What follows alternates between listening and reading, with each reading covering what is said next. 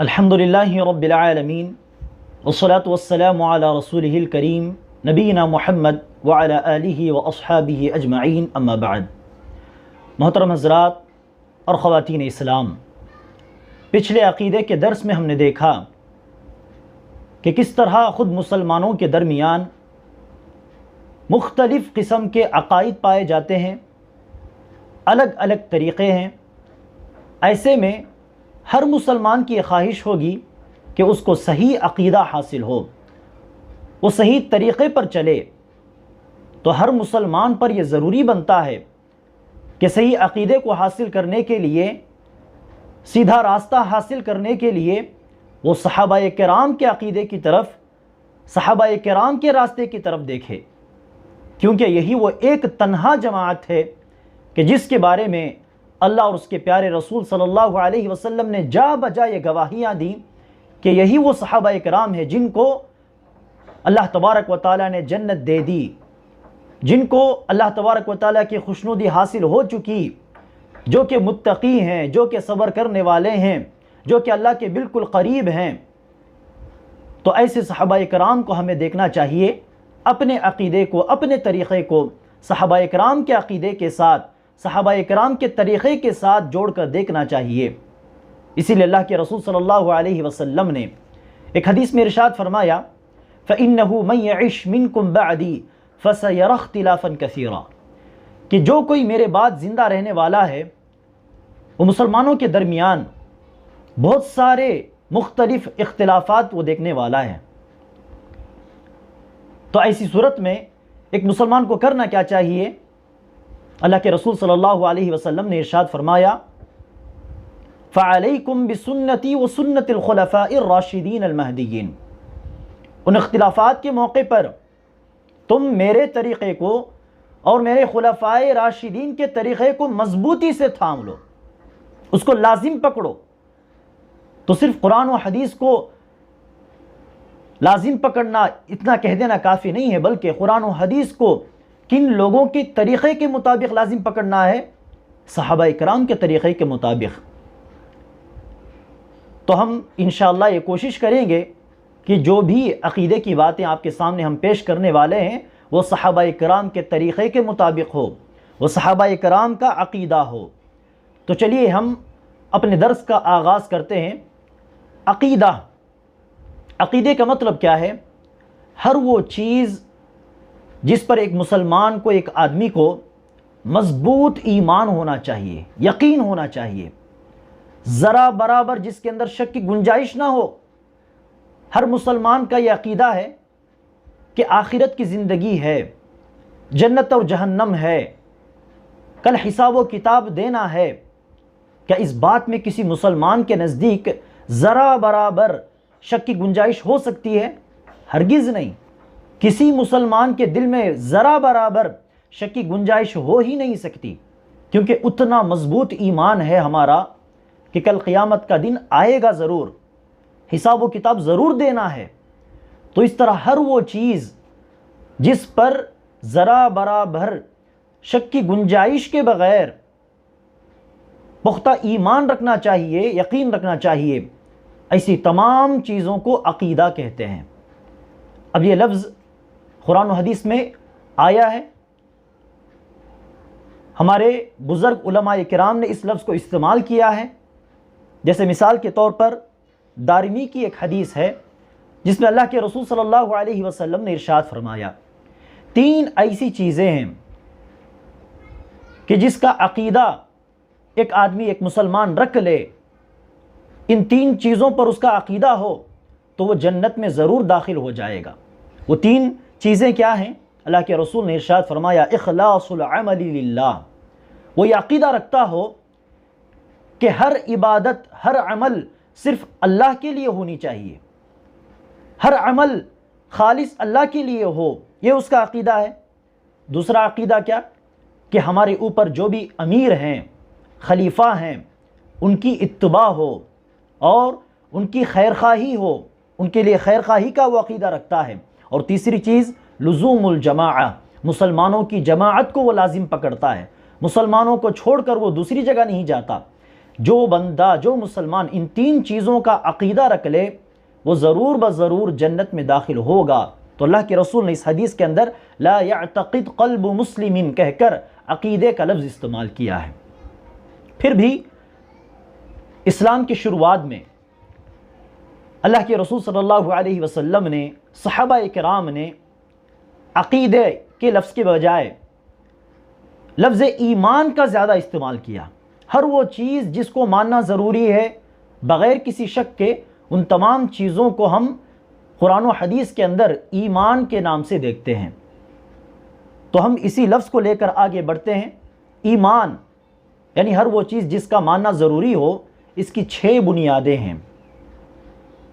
ایمان کی 6 بنیادیں ہیں، 6 اصول ہیں، اسی پر تمام قسم کے عقائد قائم ہیں اسلام سے متعلق۔ وہ 6 چیزیں کیا ہیں؟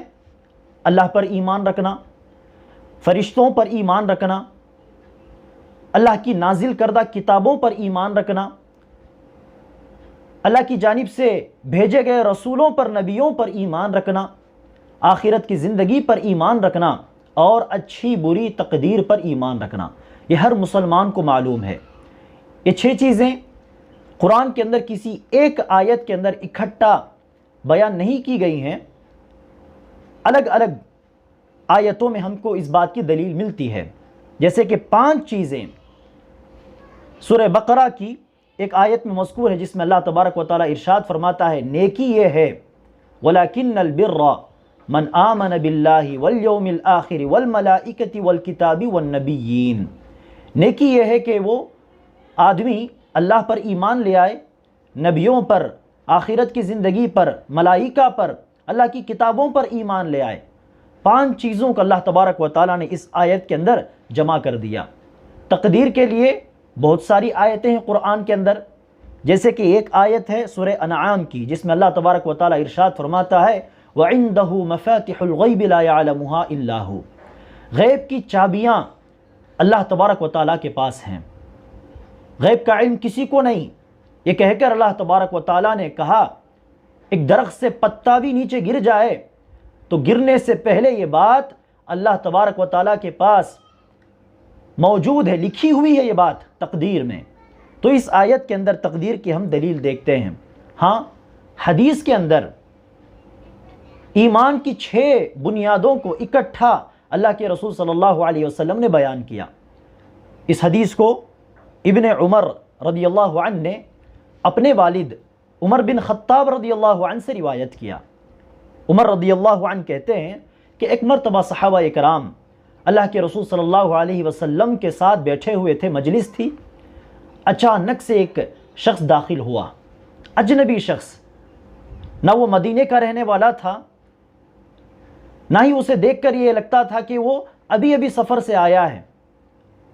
اس کے کپڑے بالکل سفید تھے، نہ دھول نہ میل کچیل، اور اس کے بال بالکل صاف کالے بال۔ تو وہ آدمی مجلس میں داخل ہوا، اللہ کے رسول صلی اللہ علیہ وسلم کے بالکل قریب بیٹھ گیا، اپنے گھٹنوں کو اللہ کے رسول صلی اللہ علیہ وسلم کے گھٹنوں کے ساتھ ملا کر بالکل قریب ہو کر بیٹھ گیا۔ اور پھر اس کے بعد اس آدمی نے اللہ کے رسول صلی اللہ علیہ وسلم کو دیکھ کر کہا یا محمد اخبرنی عن الاسلام، اے محمد مجھے اسلام کے بارے میں بتاؤ۔ تو اللہ کے رسول صلی اللہ علیہ وسلم نے اسلام کی 5 بنیاد بیان کی۔ کہا کہ یہ گواہی دینا کہ اللہ کے سوا معبود برحق کوئی نہیں اور محمد اللہ کے رسول ہیں، اور نماز قائم کرنا، زکوٰۃ دینا، رمضان کے روزے رکھنا، اور استطاعت ہو، طاقت ہو تو حج کرنا، یہ اسلام ہے۔ تو اس آدمی نے کہا کہ ہاں آپ نے سچ بتایا۔ پھر دوسرا سوال اس آدمی نے یہ کیا اخبرنی عن الایمان، ایمان کے بارے میں مجھے بتاؤ۔ تو اللہ کے رسول صلی اللہ علیہ وسلم نے ایمان کی یہ 6 بنیادیں بیان کی۔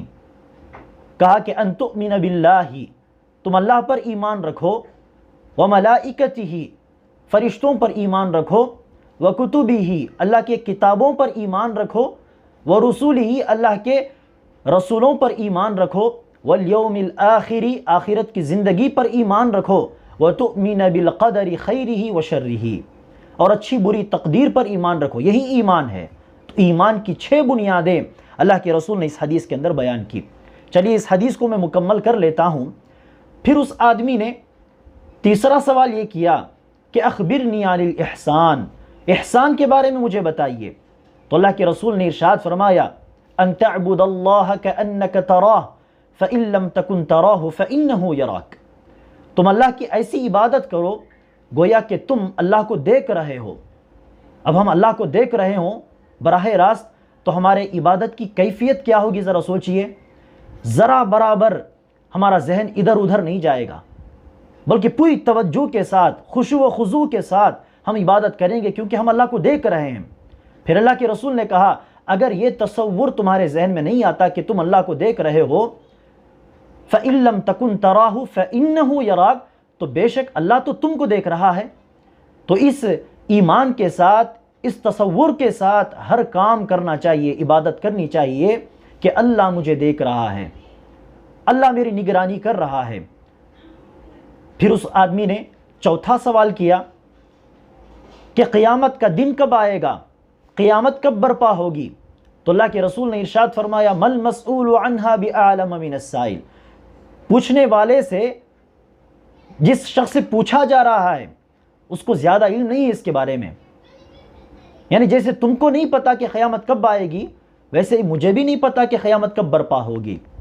تو پھر پانچواں سوال اس نے یہ کیا اخبرنی عن اماراتہا، قیامت کی چند نشانیاں تو بتلا دیجئے، علامات تو بتلا دیجئے۔ تو اللہ کے رسول نے ارشاد فرمایا ان تلد الامۃ ربتہا، کہ قیامت کے قریب ایک لونڈی، ایک باندی اپنی مالکن کو جنم دے گی۔ اس کا ایک مطلب کیا ہے؟ ایک زمانہ آئے گا کہ اس دور میں لڑکیاں بھی اپنی ماں کے ساتھ ایسا سلوک کریں گی گویا کہ ایک اونر، ایک مالکن اپنی کام والی کے ساتھ، اپنی لونڈی کے ساتھ سلوک کر رہی ہے۔ بالکل ہو بہو ویسا ہی سلوک ہوگا، کن کا؟ بچیوں کا، لڑکیوں کا اپنے ماں کے ساتھ، اللہ بچائے۔ پھر اللہ کے رسول نے آگے ارشاد فرمایا اور تم قیامت کے قریب دیکھو گے ان تر الحفاة العراة العالة رعاء الشاء يتطاولون في البنيان، کہ وہ لوگ جن کے پاس پہننے کے لیے چپل نہیں ہے، جن کے پاس اچھا لباس نہیں ہے پہننے کے لیے، بہت غریب ہیں، لاچار ہیں، اور بکریاں چرانے کا کام کرتے، یعنی بہت غریب۔ لیکن ایک زمانہ آئے گا کہ اللہ ان کو خوب پیسہ دے گا، خوب پیسہ دے گا، وہ بہت بڑے مالدار بن جائیں گے، اور اس دور میں وہ لوگ اونچی اونچی عمارتیں بننے میں ایک دوسرے کا مقابلہ کرنے لگیں گے۔ جب یہ دور تم دیکھ لو تو پہچان لو کہ قیامت بالکل قریب ہے۔ ایک روایت میں ہے کہ صحابہ اکرام نے پوچھ لیا کہ اللہ کے رسول وہ لوگ کون ہیں؟ تو اللہ کے رسول نے کہا عرب کے لوگ۔ آج ہم دیکھتے ہیں کہ نہیں، دنیا کی سب سے اونچی عمارت عرب میں ہے، اور اس سے اونچی عمارت بھی بنانے کا پلان جہاں پر چل رہا ہے وہ بھی عرب ہے۔ تو اس سے پتہ چلا یہ لوگ ایک زمانے میں بکریاں چرانے والے، اونٹ چرانے والے تھے، لیکن اللہ نے خوب پیسہ دیا، خوب پیسہ دیا تیل کے نکلنے کے بعد، کہ آج وہ لوگ مالدار بن کر اونچی اونچی عمارتیں بنا رہے ہیں۔ تو قیامت بالکل قریب ہے۔ تو اس طرح یہ سوالات کرنے کے بعد وہ شخص مجلس سے چل گیا۔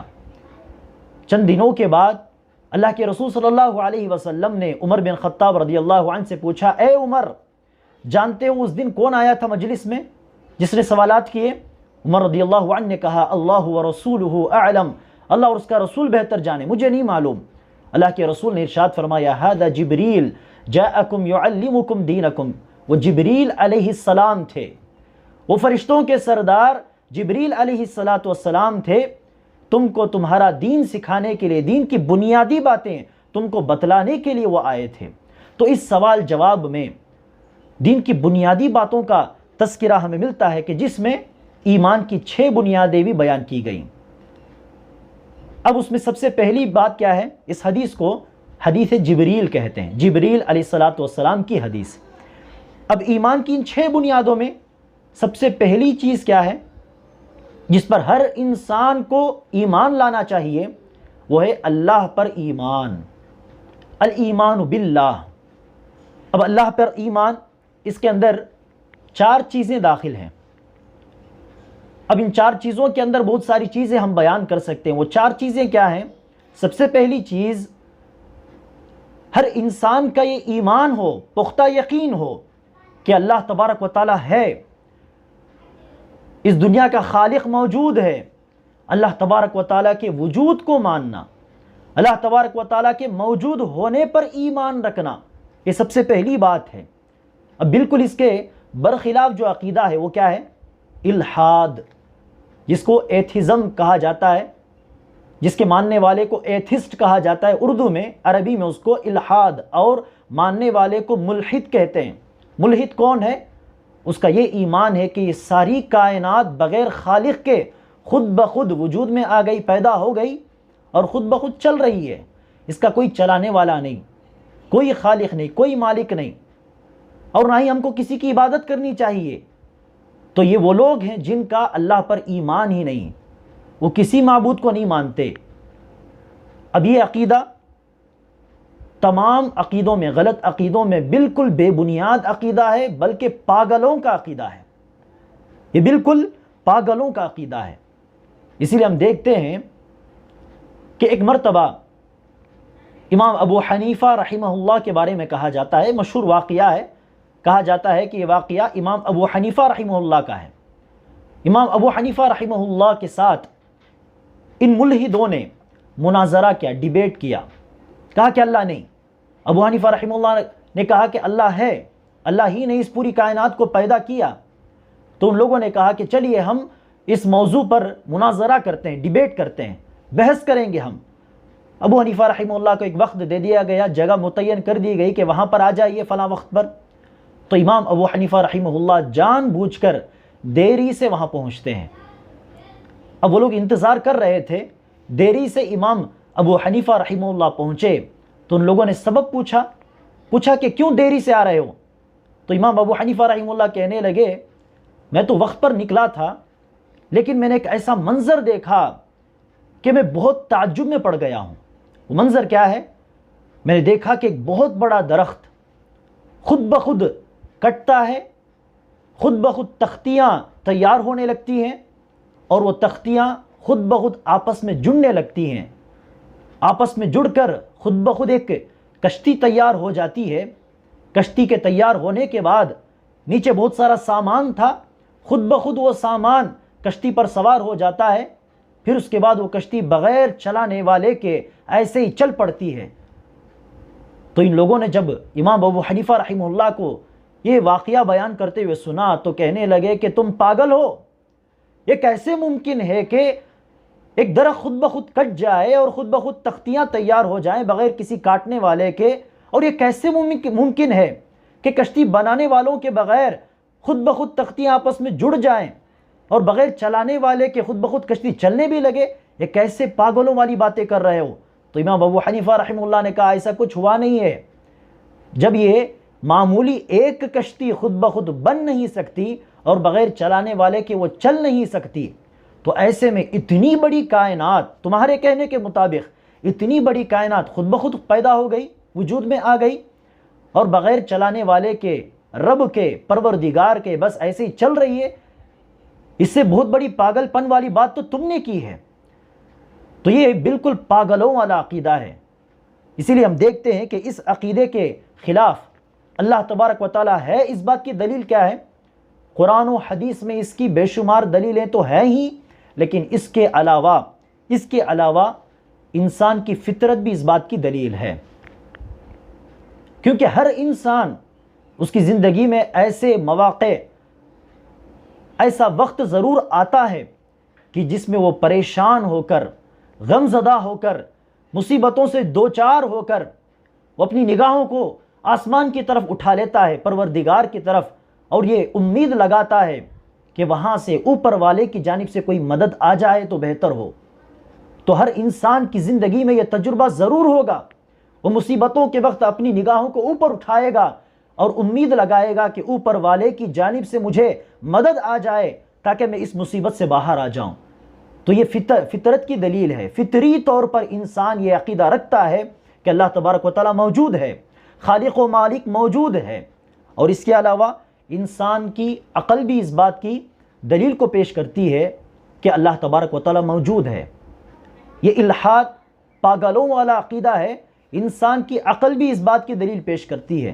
اس لیے ہم دیکھتے ہیں کہ معمولی سی سوئی بنانے والے کے بغیر ایک چھوٹی سی سوئی خود بخود تیار نہیں ہو سکتی، تو ایسے میں اتنی بڑی کائنات بغیر اللہ تبارک و تعالیٰ کے، بغیر خالق کے، اتنی بڑی کائنات خود بخود پیدا ہو جائے اور خود بخود چلنے لگے، برابر ہر دن سورج نکلتا ہے اور ڈوبتا ہے، اور مہینوں میں برابر اپنے حساب سے چاند بھی آتا ہے اور چاند بھی ڈوبتا ہے، اور آپس میں یہ سیارے کبھی ٹکراتے نہیں ہیں، تو یہ تمام چیزیں اتنا پرفیکٹلی چل رہی ہیں، تو بغیر خالق کے یہ بات ممکن نہیں۔ انسان کی عقل ضرور اس بات کی دلیل پیش کرتی ہے، اور اسی طرح ہم محسوس کر سکتے ہیں کہ اللہ تبارک و تعالیٰ ہے۔ تو حس، انسان کی حس بھی، سینس، یہ بھی اس بات کی دلیل پیش کرتی ہے کہ اللہ تبارک و تعالیٰ موجود ہے۔ وہ کیسے؟ ہم نبیوں کے قصے پڑھتے ہیں، نوح علیہ السلام نے دعا کی، ان کی دعا قبول ہوئی، ابراہیم علیہ السلام نے دعا کی، ان کی دعا قبول ہوئی، زکریا علیہ السلام نے بچے کے لیے دعا کی، ان کی دعا قبول ہوئی، اللہ نے ان کو بچہ دیا۔ اللہ کے رسول صلی اللہ علیہ وسلم نے کئی مرتبہ دعائیں کی، ان کی دعائیں قبول ہوئیں۔ کس نے دعائیں قبول کی؟ اللہ کے رسول صلی اللہ علیہ وسلم منبر پر کھڑے ہوئے جمعہ خطبہ دیتے ہوئے اللہ کے رسول نے دعا کی اللہ سے کہ اے اللہ بارش برسا دے، جانور مر رہے ہیں، تو فوراً بارش شروع ہو گئی۔ منبر سے نیچے اتر رہے تھے، اس سے پہلے ہی بارش شروع ہو گئی۔ تو اس دعا کو قبول کیا کس نے؟ کس نے اللہ کے رسول کی پکار کو سن کر بارش کو نازل کیا؟ اگلے جمعہ پھر جمعے کے خطبے کے موقع پر منبر پر کھڑے ہوئے اللہ کے رسول نے دوبارہ دعا کی کہ اللہ بارش بہت زیادہ ہو چکی ہے، جانور مر رہے ہیں پانی کی وجہ سے، تو اس بارش کو اطراف و اکناف میں جنگلوں کی طرف، بیابان کی طرف پھیر دے۔ تو اللہ کے رسول کے منبر سے نیچے اترنے سے پہلے ہی بارش رک گئی۔ تو کس نے اللہ کے رسول کی پکار کو سن لیا؟ کس نے بارش کو روک دیا؟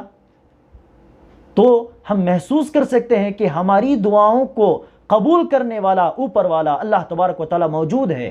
ہماری زندگی میں بھی ایسے بہت سارے تجربے ہم دیکھتے ہیں کہ ہماری دعا قبول ہوتی ہے، اللہ کی مدد ہمیں ملتی ہے، تو ہم محسوس کر سکتے ہیں کہ اللہ تبارک و تعالیٰ موجود ہے۔ تو یہ سب سے پہلے ہمارا ایمان ہو کہ اللہ تبارک و تعالیٰ موجود ہے۔ اور دوسرا ایمان کیا ہے اللہ کے بارے میں؟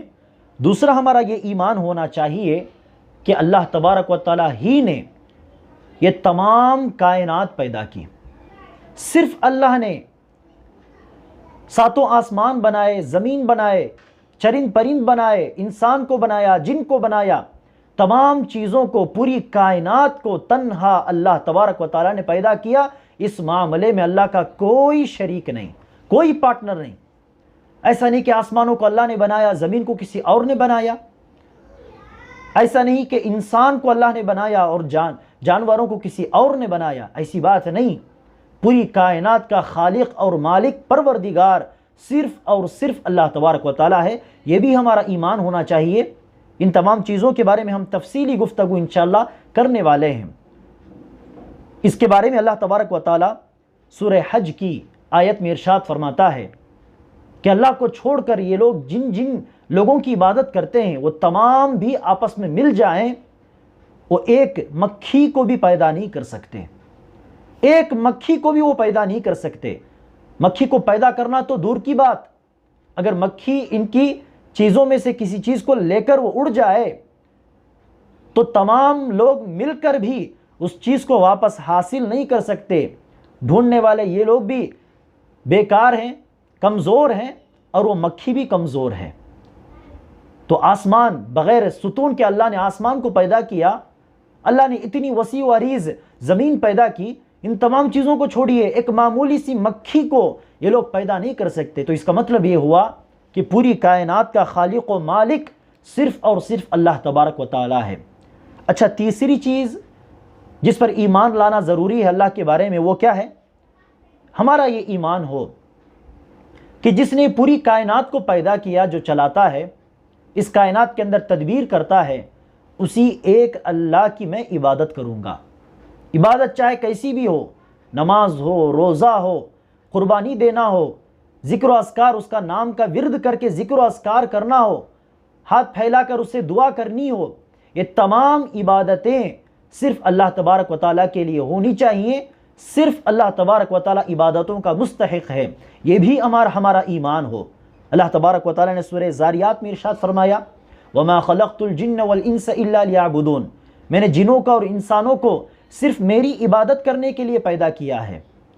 اور اسی طرح سورہ انعام میں اللہ تبارک و تعالیٰ نے ارشاد فرمایا اے نبی آپ کہہ دیجئے قُلْ إِنَّ صَلَاتِي وَنُسُكِي وَمَحْيَايَ وَمَمَاتِي لِلَّهِ رَبِّ الْعَالَمِينَ، کہ میری نماز، میری دیگر عبادتیں، میری قربانی، میرا جینا، میرا مرنا، تمام عبادتیں رب العالمین کے لیے، صرف اللہ تبارک و تعالیٰ کے لیے ہے۔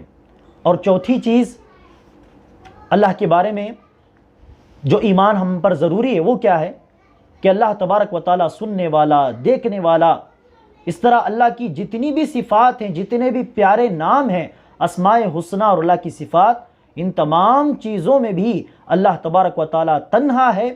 کسی بھی صفت میں، کسی بھی نام میں اللہ تبارک و تعالیٰ کا کوئی شریک نہیں، اللہ کے برابر کوئی نہیں۔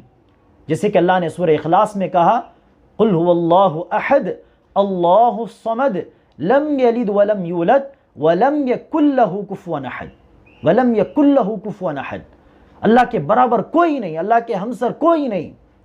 اللہ تبارک و تعالیٰ سننے والا ہے کہ اللہ تبارک و تعالیٰ جیسے سنتا ہے اس طرح کسی انسان سن سکتا ہے؟ کوئی دوسری مخلوق اس طرح سن سکتی ہے؟ نہیں۔ ہم سن سکتے ہیں لیکن ہماری سماعت میں، ہماری اس صفت میں ڈھیر ساری کمزوریاں، یہاں بیٹھے میں سن سکتا ہوں لیکن دیوار کے پیچھے کیا چل رہا ہے، کون بات کر رہا ہے، میں سن نہیں سکتا۔ خود میرے سامنے کوئی بیٹھ کر بات کر رہا ہو لیکن میرا دھیان کہیں اور ہو، میں کسی اور چیز کے بارے میں سوچ رہا ہوں، مہوئے خیال ہوں، تو خود سامنے بیٹھا ہوا آدمی کیا بات کر رہا ہے میں سن نہیں سکتا۔ تو میری سماعت میں اتنی کمزوریاں ہیں، لیکن اللہ تبارک و تعالیٰ ہر چیز کو سنتا ہے، دلوں کے بھیدوں کو سن سکتا ہے۔ تو اللہ تبارک و تعالیٰ کی ہر صفت میں اللہ تنہا ہے، اس بات پر بھی ہمارا ایمان ہو۔ انہی تین چیزوں کو کہ صرف اللہ نے پوری کائنات کو پیدا کیا، وہی چلاتا ہے، اور اسی ایک اللہ کی عبادت بھی ہونی چاہیے، اور اللہ تبارک و تعالیٰ اپنی تمام صفتوں میں تنہا ہے، اکیلا ہے، اللہ کا کوئی شریک نہیں۔ اسی عقیدے کو ہم توحید کا عقیدہ کہتے ہیں۔ اسی توحید کے عقیدے کو لوگوں کو بتلانے کے لیے، سمجھانے کے لیے، شرک سے لوگوں کو باہر لانے کے لیے اللہ کے رسول نے پوری زندگی محنت کی، پوری زندگی محنت کی۔